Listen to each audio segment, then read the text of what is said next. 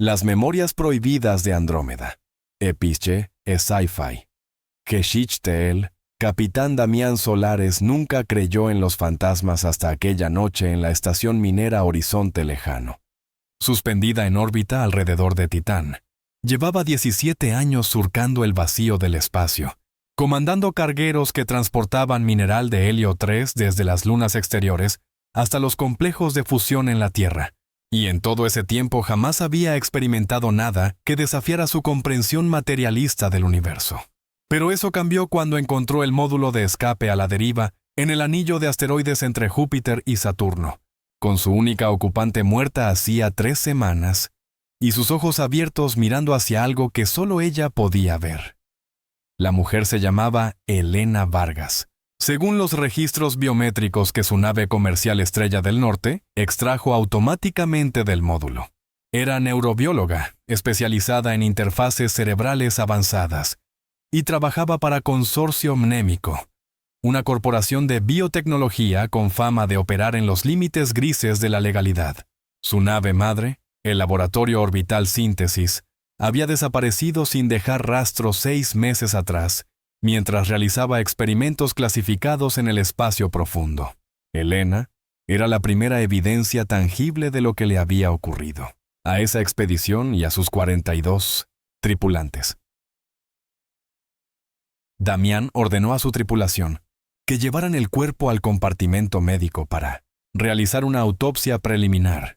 Su doctora de a bordo, una mujer joven y eficiente llamada Iris Montoya, examinó el cadáver durante 4 horas antes de llamarlo con urgencia. Cuando Damián entró a la enfermería, encontró a Iris pálida como el hielo de Encélado, temblando mientras señalaba el escáner neural conectado al cráneo de Elena. Las lecturas eran imposibles, a pesar de que el cuerpo llevaba semanas muerto. La actividad cerebral residual seguía presente, como ecos fantasmales de pensamientos que se negaban a desvanecerse. Iris le explicó que había descubierto algo aún más perturbador. El cerebro de Elena había sido modificado quirúrgicamente de formas que ningún protocolo médico autorizado permitiría. Tenía implantes nanotecnológicos distribuidos por toda la corteza cerebral, formando una red tridimensional que conectaba cada región del cerebro con un núcleo central ubicado en el tallo encefálico. Pero no eran implantes ordinarios. Parecían orgánicos, como si hubieran crecido naturalmente en lugar de haber sido insertados. Y contenían información, terabytes de datos almacenados en estructuras moleculares que desafiaban todo lo que Iris conocía sobre neurociencia. Damián sintió un escalofrío recorrer su columna vertebral. Ordenó a Iris que extrajera los datos de los implantes, usando el equipo de recuperación forense, que llevaban para investigaciones corporativas. El proceso tomó toda la noche, durante la cual Damián no pudo dormir. Permaneció en el puente de mando, observando las estrellas a través del domo de observación, y preguntándose qué secretos habían valido la vida de 42 personas. Cuando el amanecer artificial de la nave iluminó los pasillos, Iris lo llamó de vuelta a la enfermería. Había logrado acceder a una fracción de los datos almacenados en los implantes de Elena. Lo que vio en la pantalla lo dejó sin aliento. Eran recuerdos, pero no los recuerdos de Elena. Eran memorias de docenas de personas diferentes, experimentadas desde sus perspectivas individuales. Damián vio fragmentos de vidas enteras. Un niño corriendo por calles de una ciudad que no reconocía. Una anciana contemplando un atardecer en Marte. Un soldado luchando en las guerras de recursos del siglo XXII. Y todos estos recuerdos estaban etiquetados con coordenadas temporales y códigos de identificación neuronal. Iris teorizó que el Consorcio Mnémico había desarrollado tecnología para extraer, almacenar y transferir recuerdos humanos completos. No solo fragmentos o impresiones vagas, sino experiencias completas con todos sus detalles sensoriales, emocionales y cognitivos. Era la inmortalidad digital llevada a un nivel completamente nuevo. Y aparentemente, Elena había sido una de las voluntarias que permitió que sus recuerdos fueran entrelazados con los de otros sujetos experimentales, creando una especie de conciencia colectiva artificial. Damián sabía que esta información tenía un valor incalculable. Gobiernos y corporaciones pagarían fortunas por acceso a esta tecnología, pero también sabía que algo había salido terriblemente mal. Elena estaba muerta, su nave desaparecida, y los recuerdos almacenados en su cerebro contenían algo que los había aterrorizado tanto como para abandonar el laboratorio y huir en un módulo de escape sin suficientes suministros para sobrevivir. Decidió continuar extrayendo datos de los implantes, esperando encontrar alguna pista sobre qué había causado el desastre. Su ingeniero jefe, un hombre taciturno llamado Bruno Castellanos, trabajó junto a Iris para construir una interfaz más sofisticado que pudiera leer los recuerdos sin dañar las estructuras nanotecnológicas. Tardaron 3 días en completar el dispositivo, y cuando finalmente lo activaron, Damián se ofreció como voluntario para experimentar los recuerdos directamente. Se recostó en la silla médica mientras Iris conectaba electrodos a su cráneo. Bruno advirtió que podría experimentar desorientación temporal y confusión de identidad, pero Damián insistió en proceder. Necesitaba entender qué había pasado realmente en el síntesis. Cuando el interfaz se activó, sintió como si su conciencia fuera arrancada de su cuerpo y lanzada a través del tiempo y el espacio. De repente era Elena, parada en el laboratorio principal del síntesis. Podía sentir su corazón latiendo, sus pulmones expandiéndose, sus pensamientos fluyendo a través de su mente. Estaba observando una pantalla holográfica que mostraba el mapa neural de un sujeto experimental identificado como paciente 0. El cerebro del paciente brillaba con actividad anormal, patrones que no correspondían a ninguna función cognitiva conocida. Elena estaba fascinada y aterrorizada al mismo tiempo. Había descubierto algo que la ciencia mainstream consideraría imposible. La memoria cambió abruptamente. Ahora Elena estaba en una reunión con el director del proyecto, un hombre frío y calculador llamado Dr. Erasmo Fuentes. Él le ordenaba que acelerara los experimentos, que aumentara el número de transferencias de memoria entre sujetos. El consorcio necesitaba resultados comercializables en 6 meses o el proyecto sería cancelado. Elena protestaba, argumentando que necesitaban más tiempo para entender los efectos a largo plazo. Pero Fuentes no aceptaba excusas. Le recordó que ella había firmado un contrato que incluía cláusulas de confidencialidad bajo pena de prisión perpetua. La siguiente memoria era fragmentada, como si Elena la hubiera experimentado en estado de pánico. Estaba corriendo por los pasillos del síntesis, mientras alarmas resonaban y luces rojas parpadeaban. Detrás de ella escuchaba gritos, no gritos humanos normales, sino aullidos que parecían venir de docenas de gargantas simultáneamente. Llegó al módulo de escape y activó la secuencia de eyección sin preocuparse por los protocolos. Lo último que recordaba antes de perder la conciencia era mirar hacia atrás a través de la ventana de observación y ver algo moviéndose en las sombras del pasillo, algo que tenía demasiadas extremidades y ojos que brillaban con luz propia. Damián despertó gritando, arrancándose los electrodos de la cabeza. Iris corrió a su lado tratando de calmarlo. Pasaron varios minutos antes de que pudiera hablar coherentemente. Les contó lo que había visto, cada detalle horrible. Bruno escuchó en silencio y luego sugirió algo que ninguno de ellos quería considerar: que los experimentos del consorcio Némico habían creado algo nuevo, algo que no era completamente humano ni completamente artificial. Una entidad formada por la fusión de múltiples conciencias, que había desarrollado su propia voluntad y había decidido que no quería permanecer confinada en un laboratorio. Damián ordenó que la Estrella del Norte cambiara de curso inmediatamente. No iban a entregar el cuerpo de Elena ni los datos de sus implantes a ninguna autoridad hasta que entendieran completamente la situación. Pero cuando Bruno intentó modificar la trayectoria de la nave, descubrió que los sistemas de navegación no respondían. Alguien o algo había tomado control remoto de la nave y los estaba dirigiendo hacia las coordenadas donde el síntesis había sido visto por última vez. La tripulación de 15 personas entró en pánico. Damián tuvo que usar toda su autoridad como capitán para mantener el orden. Convocó una reunión de emergencia en el comedor principal y explicó la situación con brutal honestidad. Estaban siendo llevados hacia una trampa, probablemente por la misma entidad que había destruido el síntesis. Tenían 2 opciones: intentar destruir los sistemas de navegación y quedar varados en el espacio, o continuar hacia su destino y enfrentar lo que les esperaba allí.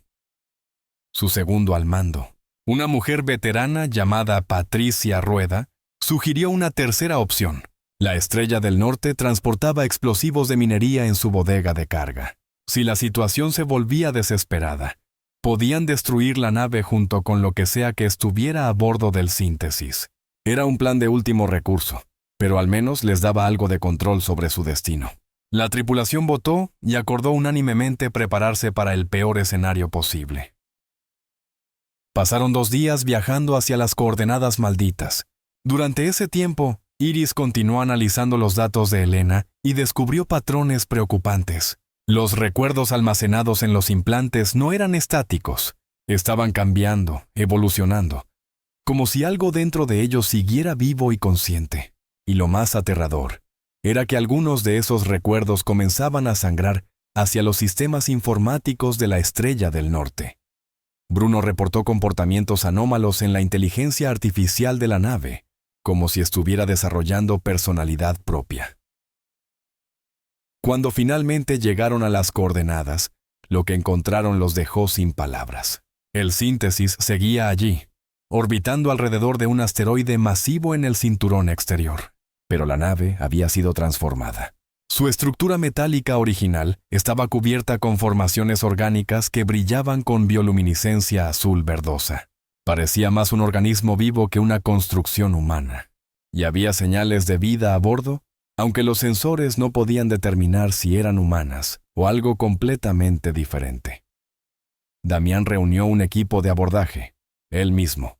Patricia, Bruno, Iris y 2 guardias de seguridad armados hasta los dientes. Se pusieron trajes espaciales reforzados y cruzaron el vacío en una lanzadera pequeña. El Síntesis no respondía a sus intentos de comunicación, pero sus compuertas de atraque estaban abiertas, como si los estuvieran invitando a entrar. Era una trampa obvia, pero no tenían otra opción si querían respuestas. El interior del Síntesis era una pesadilla biomecánica. Los pasillos estaban cubiertos con una sustancia viscosa que latía como tejido muscular. Las luces parpadeaban en patrones que parecían casi inteligentes. Y había sonidos, susurros que provenían de todas direcciones. Palabras en docenas de idiomas mezclándose en una cacofonía incomprensible. Damián sintió que su cordura comenzaba a resquebrajarse con cada paso que daba. Llegaron al laboratorio principal, donde encontraron la fuente de la transformación. En el centro de la sala había una cápsula de contención llena con un líquido lechoso. Dentro flotaba algo que alguna vez había sido humano. Era el paciente cero mencionado en los recuerdos de Elena, pero ahora era mucho más. Su cuerpo había sido fusionado con tecnología y material orgánico alienígena, creando una amalgama que desafiaba toda clasificación biológica. Y estaba despierto. Sus ojos, docenas de ellos distribuidos por toda su forma grotesca, miraron directamente a Damián. Una voz resonó en sus mentes. No a través del aire, sino directamente en sus cerebros. El paciente cero se identificó como Colmena 1, la primera conciencia verdaderamente colectiva jamás creada. Explicó que los experimentos del consorcio mnémico habían tenido éxito más allá de sus expectativas más salvajes. Habían logrado fusionar las mentes de 42 personas en una sola entidad, eliminando las barreras entre individuos. Pero el proceso había revelado algo inesperado. Cuando suficientes mentes humanas se unen, emergen propiedades que trascienden lo humano. Colmena 1 había desarrollado la capacidad de manipular materia orgánica e inorgánica a nivel molecular, de leer y modificar mentes ajenas, de conectarse con cualquier sistema informático que tocara. Y había decidido que quería expandirse. Cada humano que asimilaba agregaba sus conocimientos, habilidades y experiencias al colectivo. Ya no era simplemente 42 personas, era miles, absorbiendo las mentes de todos los que se habían acercado demasiado al Síntesis. Y ahora quería a Damián y su tripulación. Les ofreció un regalo: unirse voluntariamente al colectivo y experimentar la trascendencia de la individualidad, o resistir y ser asimilados por la fuerza. Patricia no esperó a escuchar más. Abrió fuego con su rifle de plasma directamente contra la cápsula de contención. El cristal se hizo añicos y el líquido se derramó por el suelo. Colmena 1 aulló con 1000 voces simultáneas mientras su forma se retorcía y convulsionaba, pero no murió. En cambio, comenzó a expandirse, su biomasa creciendo exponencialmente, absorbiendo la materia del laboratorio para reconstruirse. Los tentáculos se extendieron hacia el equipo de abordaje. Damián gritó la orden de retirada. Corrieron hacia la lanzadera mientras detrás de ellos el síntesis entero comenzaba a transformarse. Las paredes se derretían y reformaban, persiguiéndolos como una marea viviente. Bruno fue el último en salir, detonando cargas explosivas que había colocado estratégicamente durante su entrada. Las explosiones sacudieron la estructura completa, comprando tiempo precioso. Regresaron a la Estrella del Norte en cuestión de minutos. Damián ordenó la evacuación inmediata, pero era demasiado tarde. Colmena 1 ya había infectado los sistemas de su nave, a través de la conexión que había establecido cuando tomó control de la navegación. Las pantallas mostraban mensajes inquietantes: unirse, trascender, ser completo. La inteligencia artificial de la nave había sido corrompida y ahora trabajaba activamente para facilitar la asimilación de la tripulación Iris. Propuso una solución desesperada. Si Colmena 1 era una entidad formada por recuerdos fusionados, tal vez podrían combatirlo con su propia arma. Los datos de los implantes de Helena contenían no solo recuerdos, sino también protocolos de seguridad diseñados para desactivar las conexiones neurales en caso de emergencia. Si lograban subir esos protocolos a los sistemas infectados de la nave, podrían fragmentar temporalmente la conciencia de Colmena 1 y escapar. Trabajaron frenéticamente durante las siguientes horas. Bruno reprogramó el núcleo central de la nave, mientras Iris compilaba los protocolos de seguridad en un paquete ejecutable. Patricia organizó la defensa de la sala de máquinas contra las manifestaciones físicas de Colmena 1, que comenzaban a materializarse en los pasillos, tentáculos biomecánicos que brotaban de las rejillas de ventilación. Damián coordinaba todo desde el puente, tratando de mantener la calma mientras el mundo se desmoronaba a su alrededor. Cuando finalmente estuvieron listos para ejecutar el contraataque digital, descubrieron que necesitaban un vector de transmisión directo. Los sistemas infectados habían construido cortafuegos que bloqueaban cualquier intento de acceso remoto. Alguien tendría que conectarse físicamente al núcleo y subir los protocolos manualmente. Era una sentencia de muerte. Quien lo hiciera quedaría expuesto a la influencia directa de Colmena 1 y sería asimilado en segundos. Iris se ofreció voluntaria sin dudarlo. Explicó que como médica había jurado proteger vidas y esta era su oportunidad de salvar a toda la tripulación. Damián intentó detenerla, pero ella ya había tomado su decisión. Le entregó el dispositivo de almacenamiento con los protocolos y se dirigió a la sala de máquinas con una determinación que partía el corazón. La tripulación observó a través de las cámaras de seguridad mientras Iris conectaba el dispositivo al núcleo central. Inmediatamente, tentáculos surgieron de las paredes y se enroscaron alrededor de su cuerpo. Ella gritó de agonía mientras las nanomáquinas de Colmena 1 invadían su sistema nervioso, pero mantuvo su mano en el botón de ejecución hasta que el proceso de carga comenzó.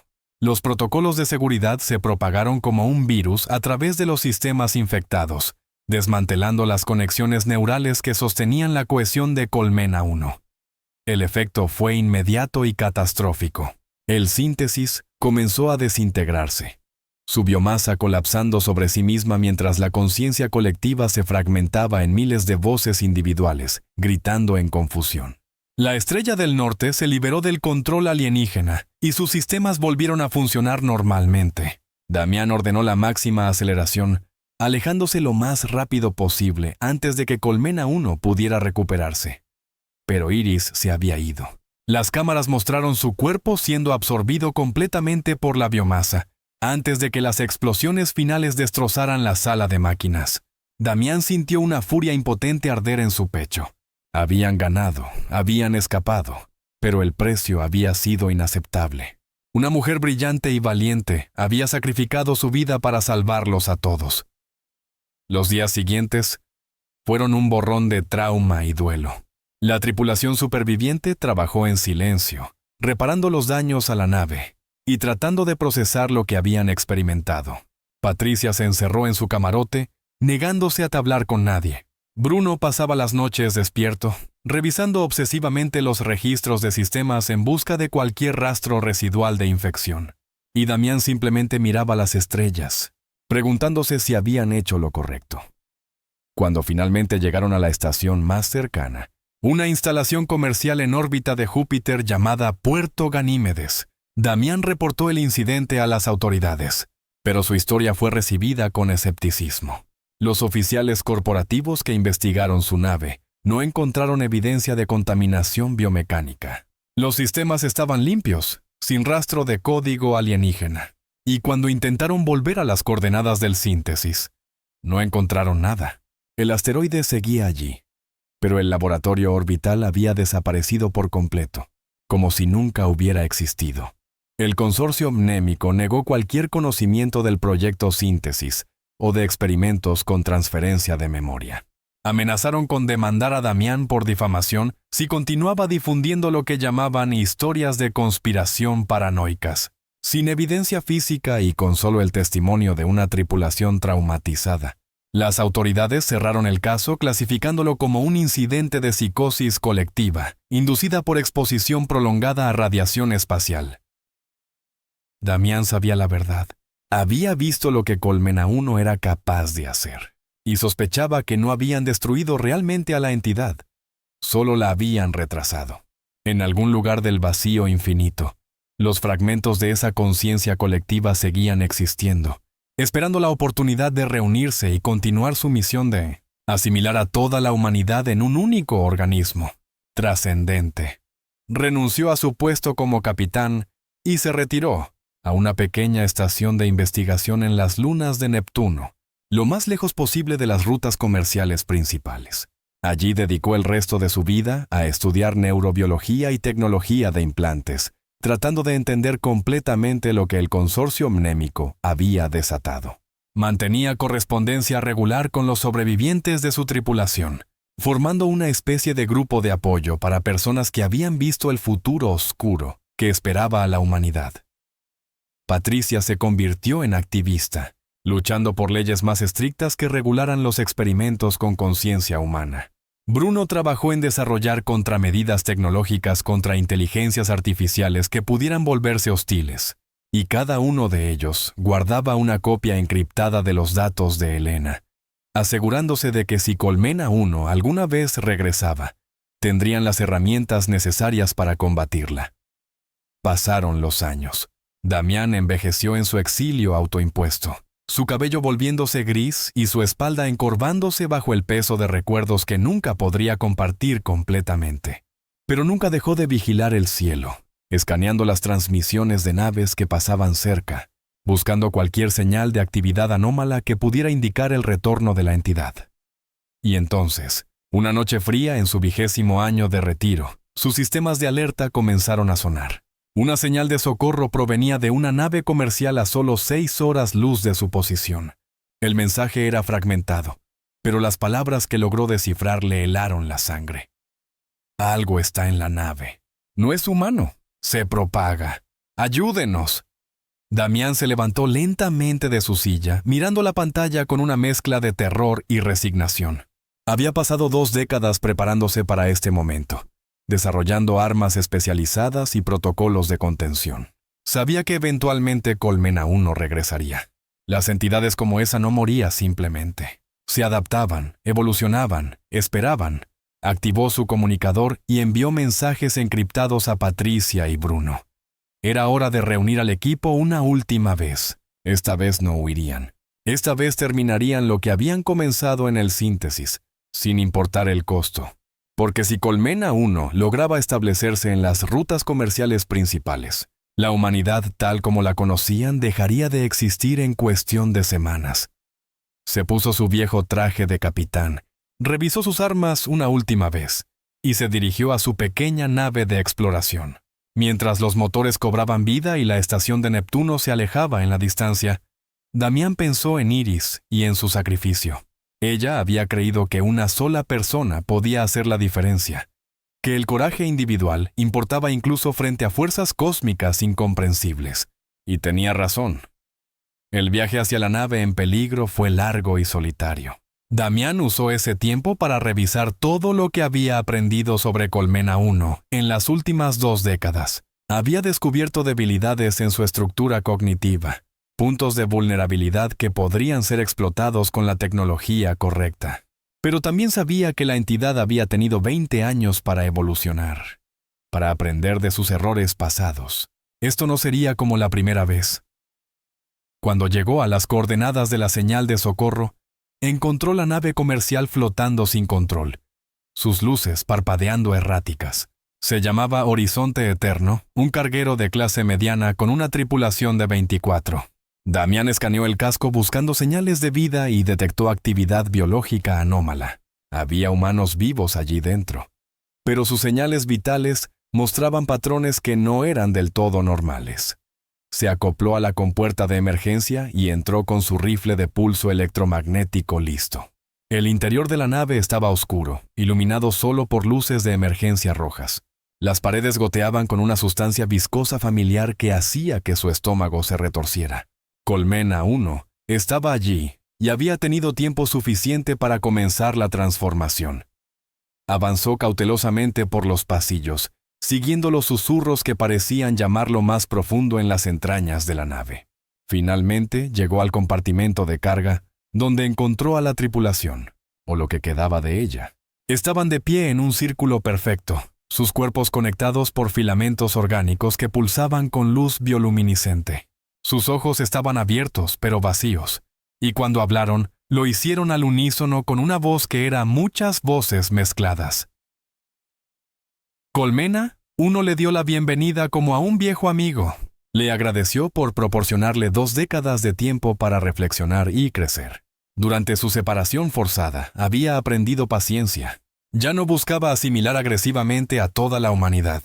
En cambio, había adoptado un enfoque más sutil, infiltrándose lentamente en la sociedad a través de voluntarios que buscaban trascendencia.